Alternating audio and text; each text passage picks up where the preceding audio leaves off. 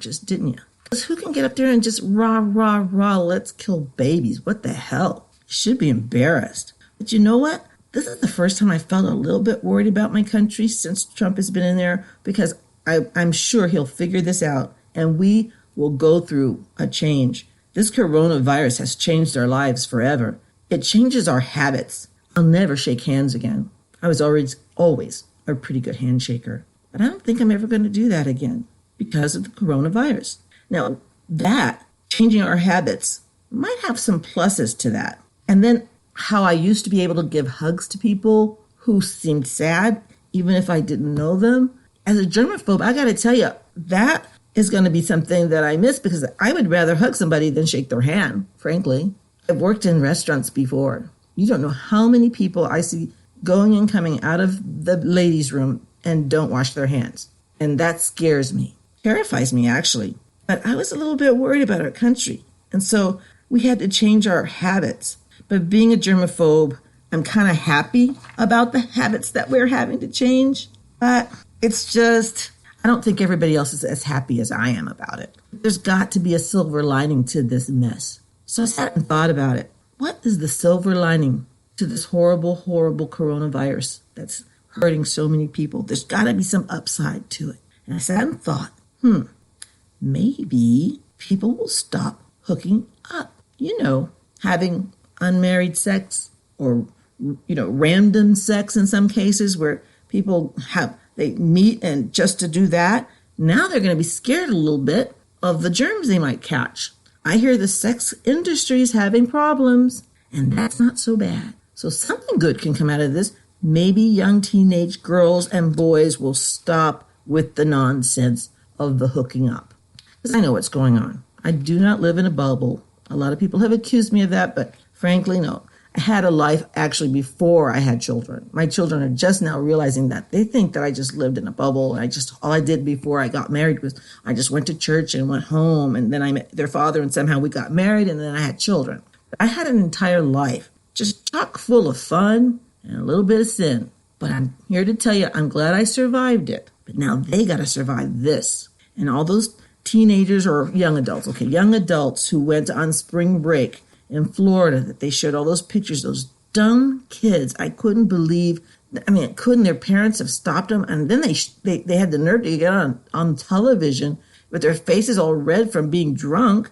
And they got on the television and bragged about how they didn't care, because you know why? The misinformation that was put out at the very beginning of this pandemonium.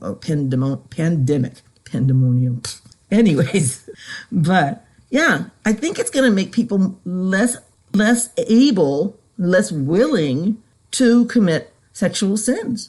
And that could be a very good thing. Maybe they'll start having some personal sense of personal respect for their own bodies and the bodies of others. Because I have, been at mass before, and somebody's, teenage kid sneezed on me from behind and didn't cover his nose or anything. That was so gross. I could feel the spray on my neck. Maybe this wearing of the mask is teaching us that we have to be concerned for our fellow man. So when we wear the mask and we go out now, we're not so much protecting our own self, we're protecting others in case we have it. So in case we cough or sneeze, it doesn't affect someone else's life, someone who might be immune compromised. So I'm happy to wear a mask. And I have a really great neighbor who gave me a couple, and I'm going to use them and reuse them. And I'm going to probably sew some, because it looks pretty easy to make from what I could see.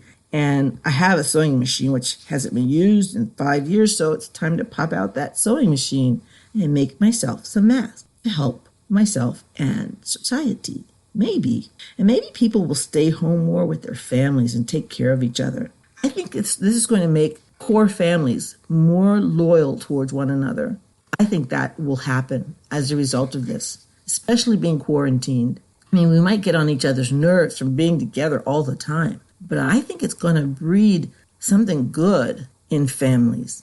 And I've started homeschooling my grandson, which he loves because it doesn't take very long to cover all the subjects. And I know he misses his little friends. I'm sure, because he's a social person, and he loves to have friends and play and do those things. And I'm sad about that he's missing out on that. But I'm so happy to be doing the homeschooling because he's only in first grade. So easy. I mean, spelling, math. I mean, 5 + 0. Actually, I'm teaching him how to count in fives right now so that eventually he can play dominoes with me because my husband won't play dominoes with me. And I'm teaching him how to count in fives so we can play dominoes. Dominoes is a great teacher. You don't have to teach math just on paper and pencil. You can use dominoes to teach simple math. And kids like that because it's a game and you kind of accidentally learn while you're doing it. So I think people will be staying home more, families will be taking better care of each other, and maybe Americans will nurture their hobbies at home and build a rapport with their creative souls and paint or write or read a book. I'm painting and writing and reading books. There's a lot of hobbies a person can do from their home that people neglect because they're so busy going here and there. I think people will start to really appreciate being a homebody. At first, I'm sure everybody will fight it because people who are, more extroverted, they will go out there and they will miss that. I, for one, am not missing that. I do miss going to church, though. That was my solace. It revved me up. It was my food for the week. So I'm having to make some changes. I'm praying more at home, and that's good, but I miss the Eucharist. I do spiritual communion prayers, and that helps. I think this is going to help the American family if they're intact at all. But I think that some of us will find out that we're poets or songwriters, or some of us there might be talents that we just haven't tapped into yet. We'll just find out about because we sat still for a while at home. And maybe some of these books might touch someone else's life. Maybe if we can't touch them physically, we can touch them mentally and emotionally. Kind of like Anne Frank. I remember reading Anne Frank several times, and I remember she said something to the effect of, no matter what, I still believe that most people are good. This was before the Nazis came and got them. It just sort of blew me away that this young girl had such hope during such horrible time in history. That's got to be the kind of hope we have. So maybe if you write something or play some song that helps somebody else, do that.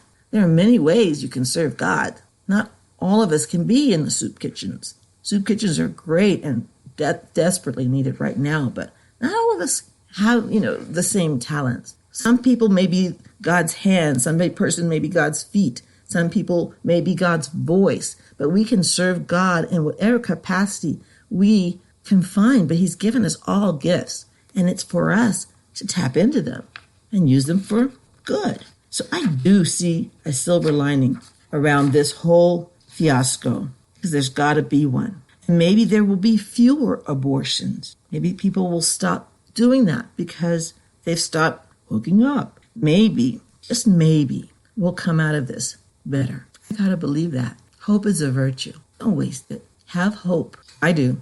We all have shaken faith every once in a while. Just when we do, Jesus reaches down to us, like Peter, when he sunk, when he tried to walk on water, and he pulls us back up. And that's what he's going to do for America, because we are still a Christian nation. So there's your silver lining. This is Kathy of kathysright.com. Make sure you subscribe. I'll be back with you soon. Bye.